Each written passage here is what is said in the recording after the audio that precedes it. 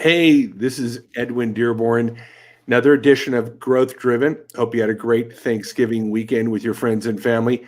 Today, I'm with Joel Anderson, and he's going to talk how to build your construction and contractor empire.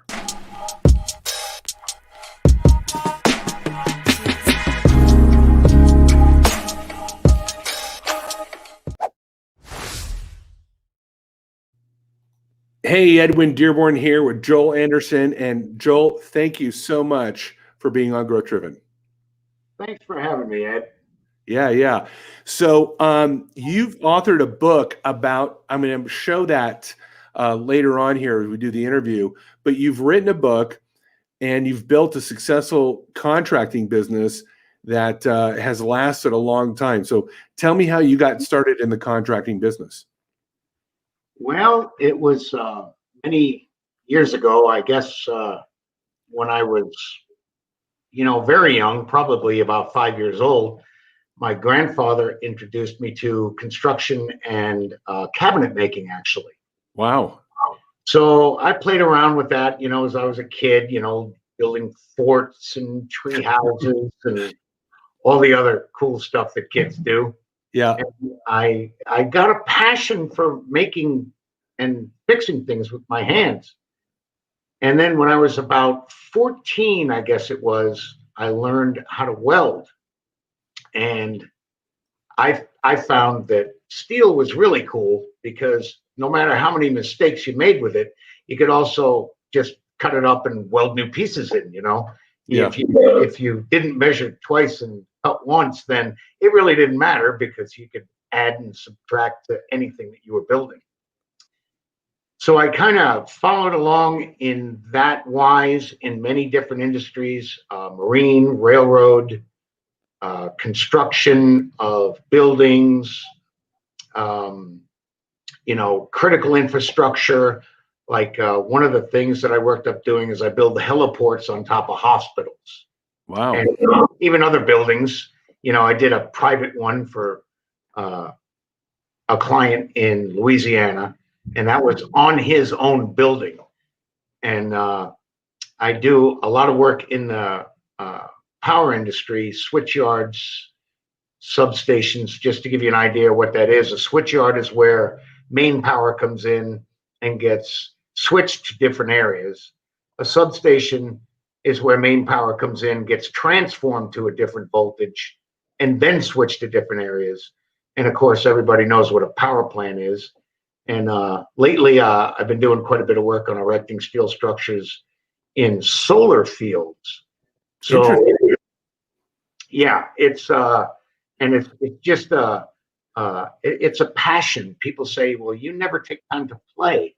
Well, work is my play. I mean, that's That's great. That's great to hear that you really have that passion.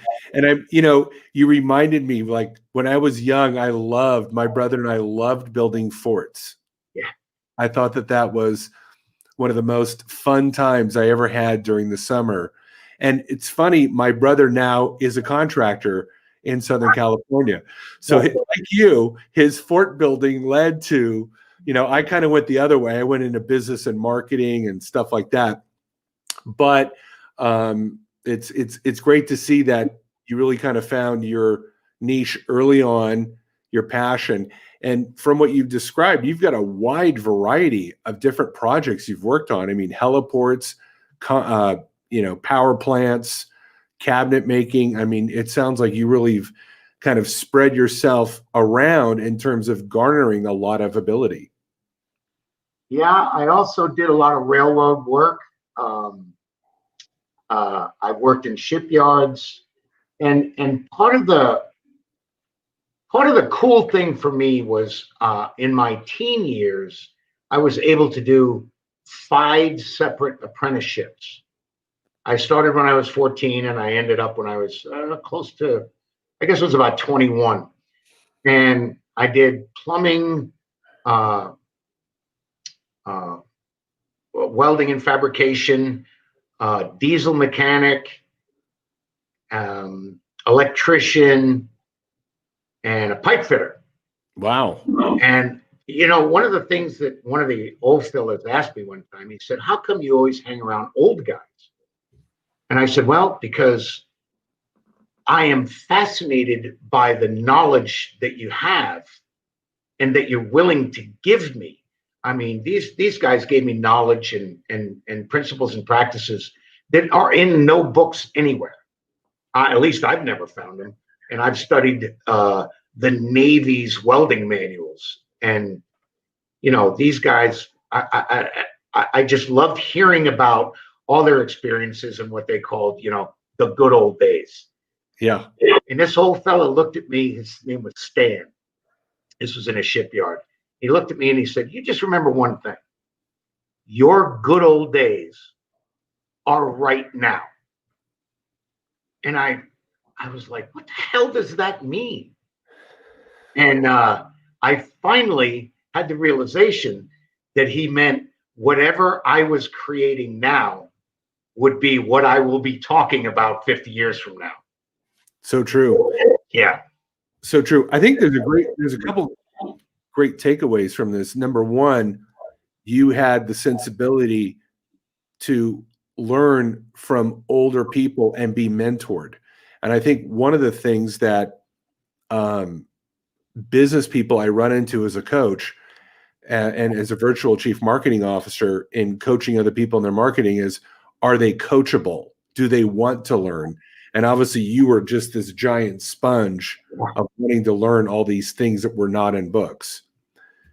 Yep. Number two, I think you really took to heart to live in the moment and know that these are your good old days, and to make the most of where you are in present time. You've got a vast amount of experience. Tell me how you built your business. What did you take? I mean, one of the things on Growth Driven, and I'm sure that in the future, people will be listening to this podcast, particularly contractors, construction people, people in home services. What have you found to be the critical skills in building your business?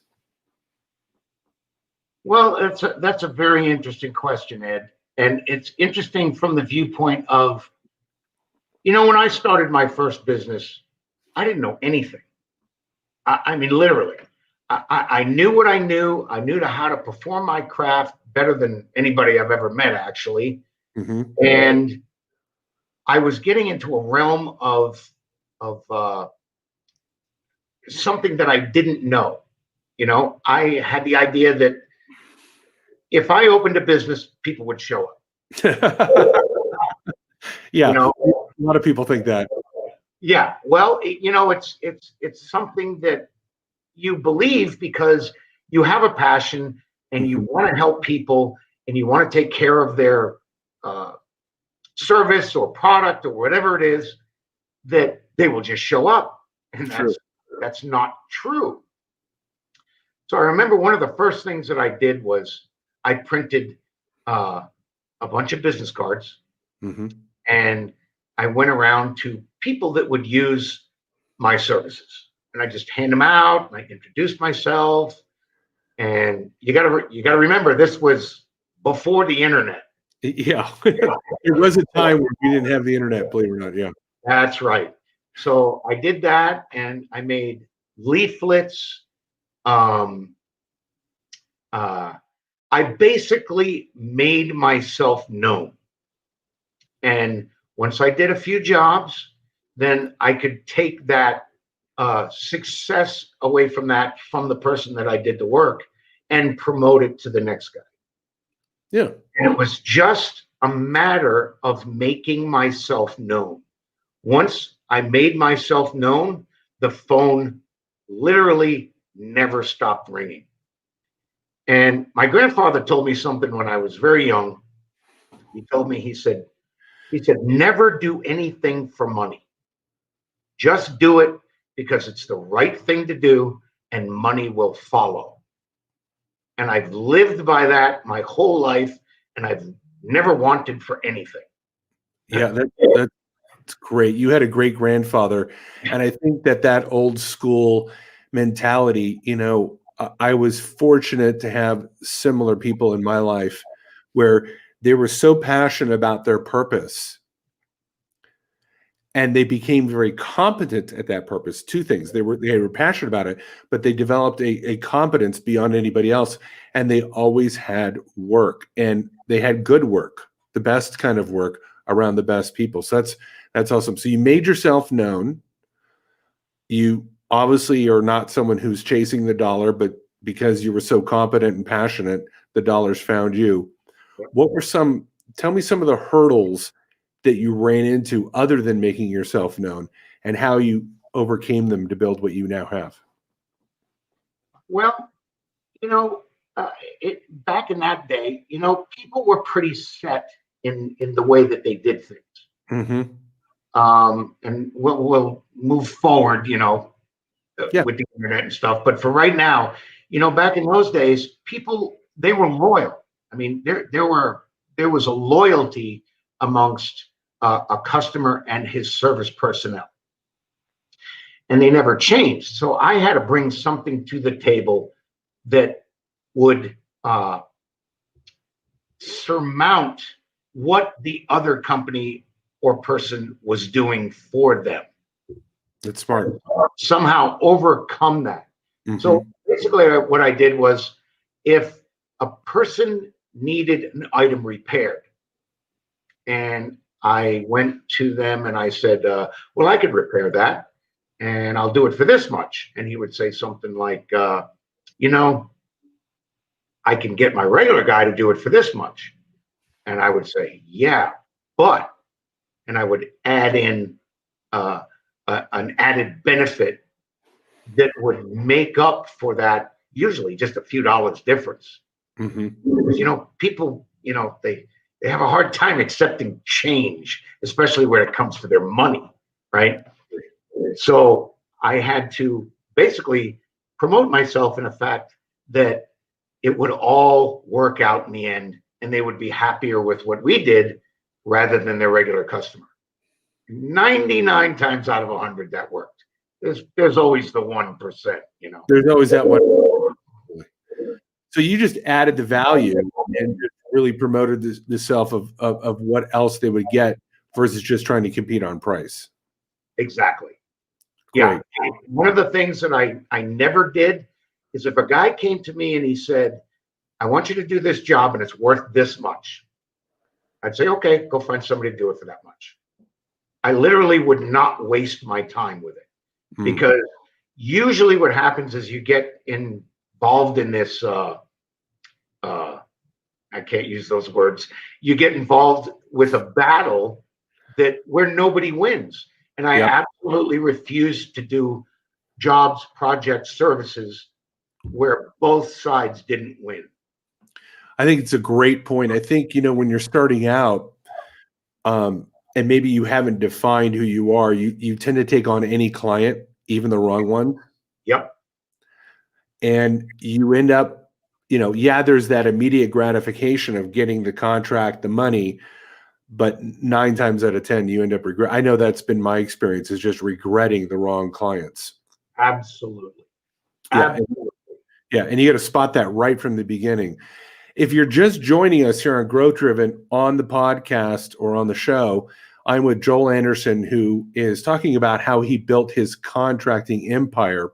If you want to know more about Joel, he's also written a book, and I'll be featuring that here a little bit later on, but you can go to nutsandboltscontracting.com. If you're listening to the podcast, it's the word nuts, the word and, bolts, contracting.com. And you can go to his website, find out about his business, as well as get his book, which teaches people the management style and some of his successful actions of how he's built his own contracting empire. So Joel, you went out there, got the right clients, added the value. Tell me a couple of the pivot points where you really took your contracting business to the next level. Well, I like to give one example. This is many years ago. There was a friend of mine that I grew up with, and his family owned a very large fishing fleet. And he went out and he bought this boat, It was 165 feet long, and everybody told him he was nuts because it was a piece of junk and this and that, and it would never be fixed. Now, this is all the opinion leaders in the community who have been in this industry for many years. Mm-hmm. And we had certain things that we had to do to that boat to make it into a commercial fishing boat. And all the opinion leaders said we could never do it. We could never do it the way we wanted to do it. We could never do it the right way, and blah, blah, blah. Well, he hired me, and together we worked and we brought this project off to fruition. And it was interesting because they would come to the dock and they would see us working on the boat. I'm talking about the people that said we could never do it. All the naysayers. All the naysayers. And I actually, this friend of mine, Paul, he knew that with me on his side, he could get it done despite what everyone else ever said. And we did it.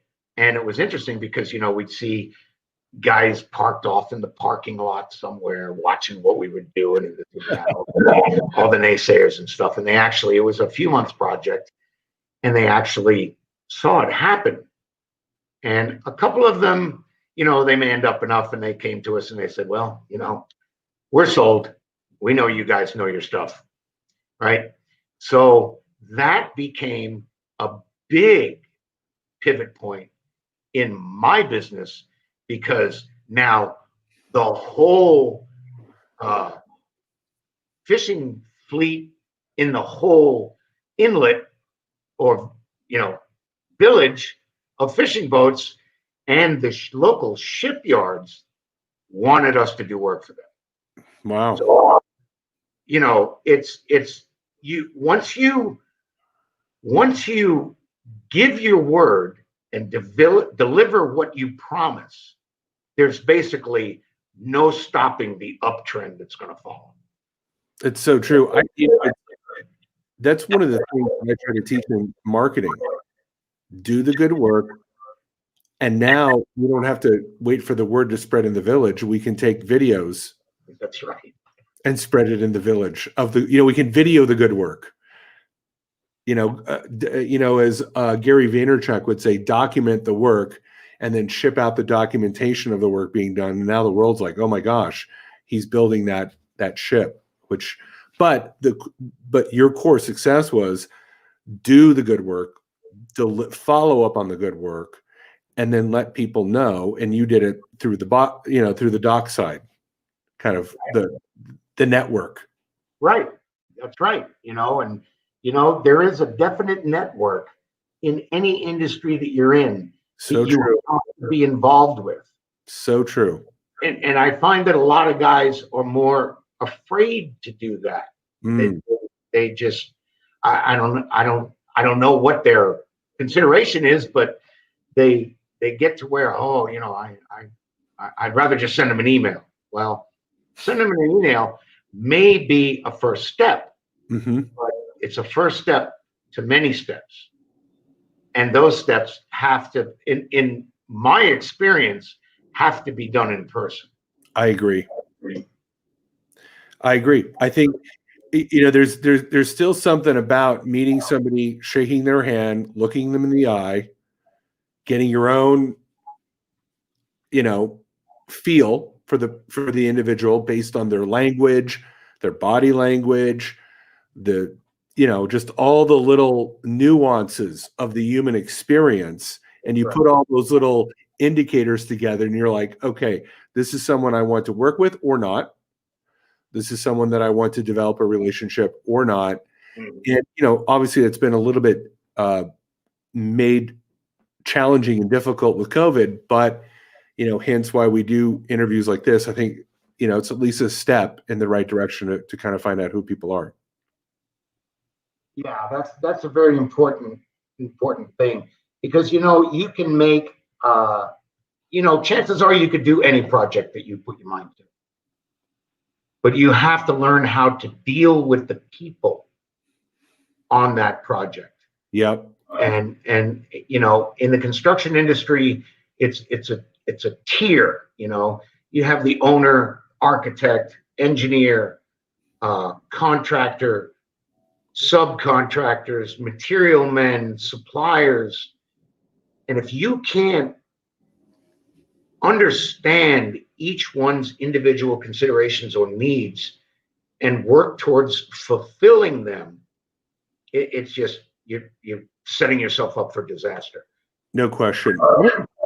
Bring up your website here. So give me a second to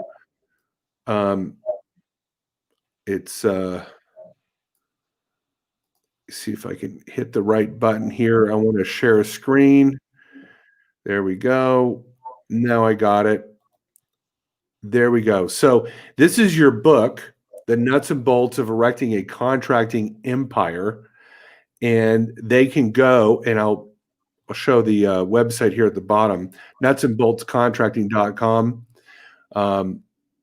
Tell me a little bit about the book, what inspired you to write this book, and what, if somebody gets this book, how will it help them if they're in the contracting business?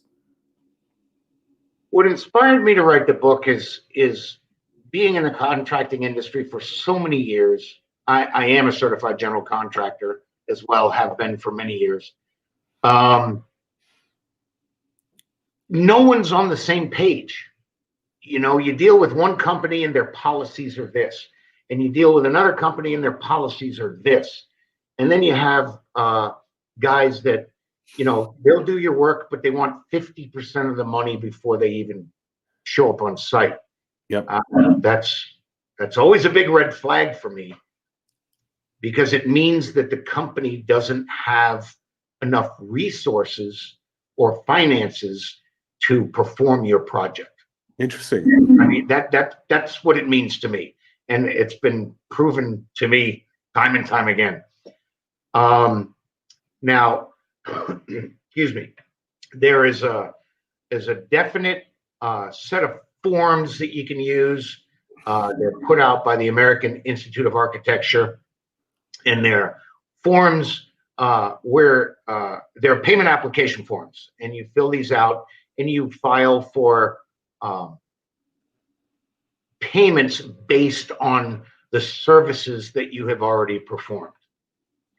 And it works really well. And while I would have to say that most larger companies use these, there are smaller companies that don't. They just make up their own policy.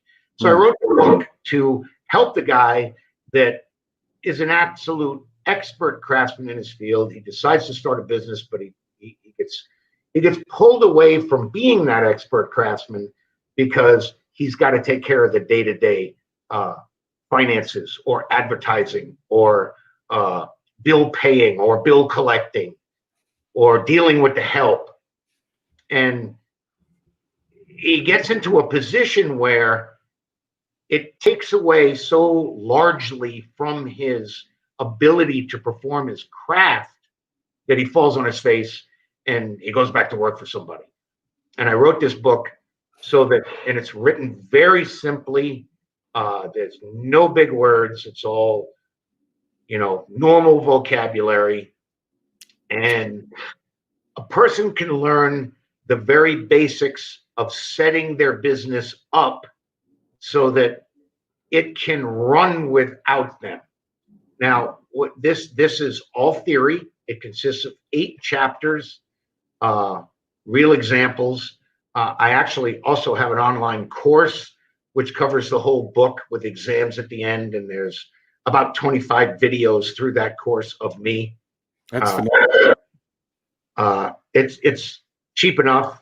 You can also find out about that on the website. We do one-on-one consulting to handle any aspect of your business. And there's also a workbook. I don't know if you even know about that one. No, I don't. Okay. I just happen to have it here. So again, this is the theory book. And this is the actual workbook. Nice. And what you do is you apply the theory through this book, which is step-by-step instructions on how to set up your business based on all all of the things that we discussed. That's phenomenal. There. So Yeah. there you go. It's about 140 pages long. When you get done with this book, you can actually turn this over to an operating officer, a CEO, whatever, and it's the owner's manual for running your company. And you can slowly back out of the picture and spend more time with your family, fishing, hunting, golfing, whatever it is you like to do. It's awesome. It's awesome. So you've not only built the business, you basically systematized how you built the business. Yep. You put it into a theory, and you've put it into a practical workbook. So now they study the theory. It's in layman's terms. Yep. Then they get the practical book, and if they start applying the lessons, they're actually developing their skill sets and knowledge on how to build a highly viable contracting business that they can pass over to someone else, an operational type person or team, and allows them to not be owned by the business, but to actually own a business. That's right. And I gave a good example of this in the main book, let's call it. I got a phone call to go consult an electrical company, fairly large company, did about 8-10 million a year. Wow. Or so I thought. And as it turns out, he was only doing about 6 million a year, but he had no books. He had no customer base, in the sense that a customer base that he could promote to. Right. One of the things that I also found successful is if you add a new service, like let's say you're a contractor and you add roof trusses. Because usually that would be somebody you would subcontract somebody to do that. You add, okay, we've got a lot of calls for roof trusses, so we've added our own crane and we've added a crew to do this. You should promote that to your customer base, all the people that you do work for. Seems obvious. Yeah, well, it seems obvious to you and I, but it doesn't seem obvious to the guy who's trying to struggle with providing answers for things he doesn't even know what the questions mean. Yep. From a business standpoint. Anyway, back to this electrical contractor, he wanted to sell. And he had a couple of people come in and look at his business, but he could not sell it because he didn't have the correct books. He didn't keep the correct records. There was no way to prove what he claimed he was doing. And after working with him for a couple of months, he found out that he wasn't doing what he thought he was doing. So we spent a good amount of time establishing his business in the format that it should have been established from the foundation up through, the bricklaying and the roof and, everything else until you get to the sky's the limit. So once we did that, he was able to back himself out of the company and sell. That's awesome. What a that is a phenomenal before and after story, because I think you took him from completely confused about his business and it's just operating somehow, some way, luck, his personality, whatever. He kind of put it together, right? But now it was systematized. It was documented. He had his, what together on his finances, which is a big deal. All the records. So now he could hand it over and sell it to somebody because he had it all in order. Yes, and if you can believe it, the toughest part of that whole project was getting him to see that he didn't know what was going on. Yeah. That was the toughest part. I think that's always the biggest problem when you're trying to fix somebody is they don't think they have the problem. Even AA, in AA, it's like you have to admit that you're an alcoholic before you can start the healing process. Like, I don't have an alcohol problem. you have an alcohol problem. Until he sees that, he's not gonna get sober. It's the same with business. You can get drunk on ignorance, use a similar analogy. And until you go, man, I'm ignorant about my business, you're not going to heal and start to learn business processes. Yeah, exactly. And you know, he was believing an illusion. Mm. If you could understand that. Now, I Yeah. don't mean that he wasn't doing business and he wasn't making money and he didn't have a fine organization. I'm not saying any of that.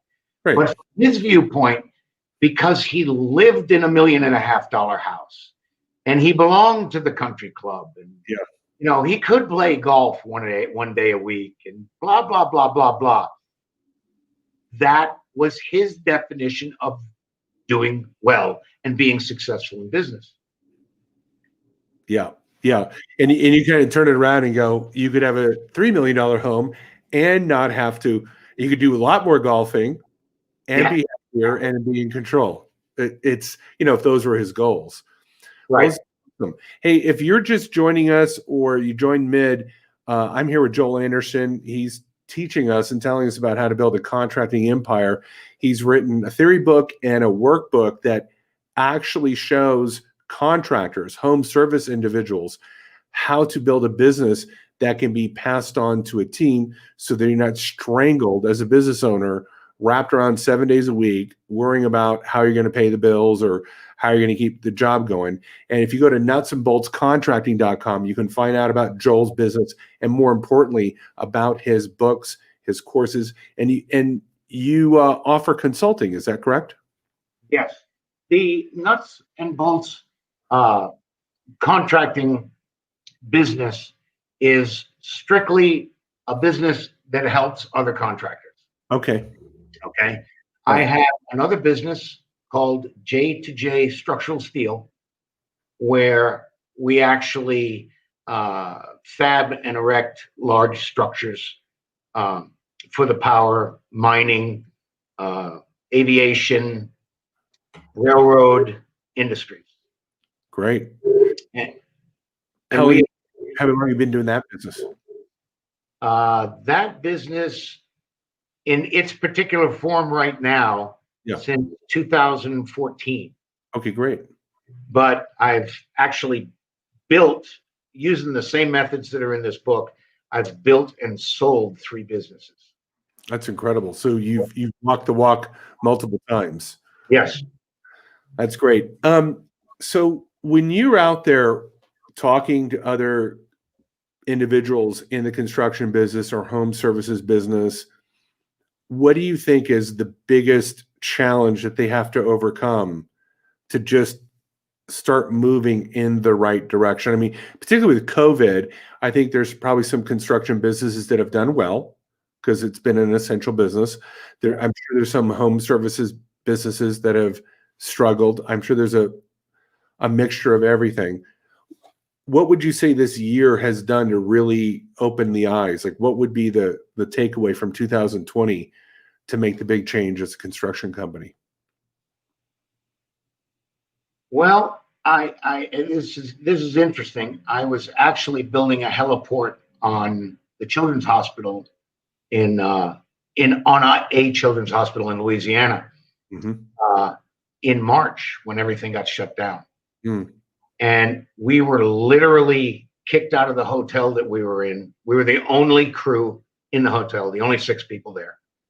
And of course, the restaurant had closed, and I get a call from the hotel's owner at about 7 o'clock on a Sunday night that we had to leave because Monday morning the National Guard was coming to turn it into an emergency COVID hospital. Wow. So I had to roust up the crew and get them to pack everything up, and we moved to a different hotel about 15 miles away. But I did not, in that environment, we did not give in to the whole thing. I mean, we took precautions, we took protocol, and one of the things in the industries that we do work in, especially that hospital, we were immediately tested for COVID the next day on the job. And at that time, it took about a week to come back, but we had to check in every morning, have our temperatures taken, fill out a questionnaire, and be interviewed. I mean, it's short, yes, and then we were allowed to go to work. I got it.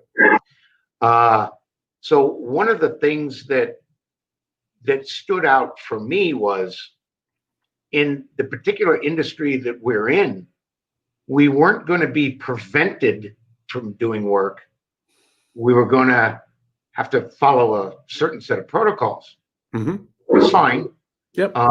It made the day a little bit longer, but the takeaway on this was, if you're willing to accept a little bit of inconvenience, you will have more work than you know what to do with. And that's exactly what happened for us.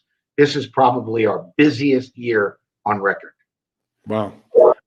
It's been a mixed year for me as well, but in the long run, 2020 will also be my best year. And you bring up a great point. You got to be able to adapt and be willing to do new things in a new way, whether they're protocols or rules or whatever. And you adapted. Yep. You were willing to confront and kind of move with the motion, and now you're having a great year. That's a great takeaway. Hey, Joel, I really want everybody, I'm going to show your website one more time, nutsandboltscontracting.com. I'm with Joel Anderson, and he is sharing some great insights on how to build an empire. If you're in the contracting business, welding business, home services business, I'm sure that all the data that you have in your workbooks can be applied. And if you're looking for consulting, if that's you, please reach out to Joel, and I'm sure he'd love to kind of tell you what he can do. And having the fact that he's built and sold 3 businesses and now he's doing another one shows that he knows what he's doing. Hey, Joel, I'm going to have you back on again probably in a few months, kind of when COVID's over, whenever that is, and then kind of tell me kind of the takeaways. I know that the home services business is a huge industry in terms of wanting help, not only from someone like myself as a marketer, but someone like you that can help them address HR, organization, bookkeeping, as you said, keeping the right books, managing teams. I'm sure there's many aspects to running it. What would be your one, before we go here, what's one last thing that you would like to impart to your industry on how to better or improve their business? Well, I would have to say that there's 2 biggest mistakes that I inevitably find in every company that I go into. Okay. And one is, and I don't mean to make anybody wrong by this, because I've done it myself. I sometimes do it even today. Yeah. You have a desire to help people, and as the owner, I've seen the owners put their companies at risk in a big way because they want to help someone, but either the money's not there, or the project is questionable, or you're trying to, salvage a project from another defunct contractor. You have to, if you absolutely have to do that, and so let's face it, sometimes we do. You want to make sure that your contract is worded in such a way that you cannot be held liable for the work that was done prior to you. Makes sense. That's one thing, and that's less prevalent than the second thing. Which is the correct management of your money. And I'm going to add a third thing because this goes right along with it. But the correct management of money is very, very important, especially being a contractor or someone in a service industry.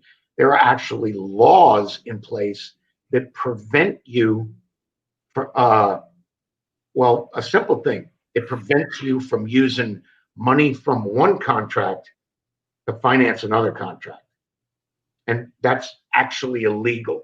And I've seen a lot of companies get in hot water because of that. And the third thing is your help.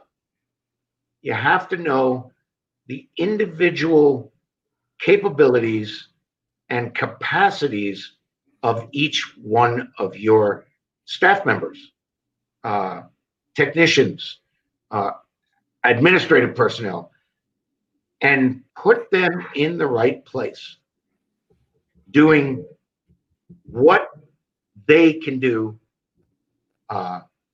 from their education or training or experience or whatever they bring to the table. Because as soon as you take a person, a prime example of this is you take your best technical person and you say, well, since you know all about the technical aspects of things, we are going to have you now run the technical division. Well, and you promote him, and the guy doesn't really want it. He has no aspiration to running the technical division, but you think he's the best candidate, and you put him there, and the whole thing crashes. And then you go to him and you say, well, why did it crash? And he says, well, I never wanted to do this to begin with. I just wanted to be the best technical guy in the shop. And you make a mistake if you don't interview and stay in communication with your people about what their aspirations are. There's nothing wrong with him being the best technical guy in the shop.